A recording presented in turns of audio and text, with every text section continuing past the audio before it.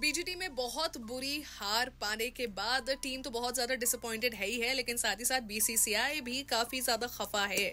इसीलिए बहुत strict rules and regulations जो है वो लेकर आ रहा है ताकि जो टीम परफॉर्मेंस है वो थोड़ी सी बेटर हो जाए। वो क्या कहते हैं ना, हर चीज को डिसिप्लिन की रिक्वायरमेंट होती है समय समय पर।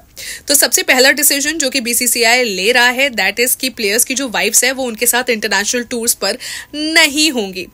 नाउ मेरी फिक्र सबसे ज्यादा बढ़ती है तो विराट साहब के लिए बढ़ती है, क्योंकि भैया जब भाभी अनुष्का होती है सामने तो उनका जो जज्बा होता है वो काफी अलग होता है। खैर बीजीटी में वो हमें देखने को नहीं मिला, लेकिन बुमराह वगैरह तो ठीक ही है भाई, आफ्टर ऑल उनकी जो वाइफ है वो एंकर है।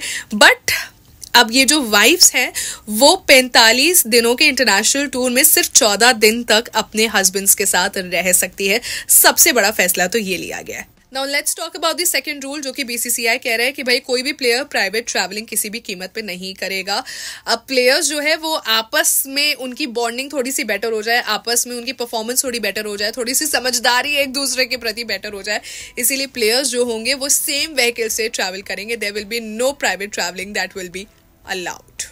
तीसरे बड़े रूल की बात करते हैं जिसको बड़ी गंभीरता से लिया गया है हमारे one and the only Gautam गंभीर साहब के लिए, जहां बीसीसीआई ने क्लियरली कह दिया है कि भाई गंभीर साहब आप अपने पर्सनल मैनेजर को अपनी पर्सनल जेब में रखिए, हम इनकी विशलिस्ट किसी भी तरीके से पूरी नहीं करेंगे।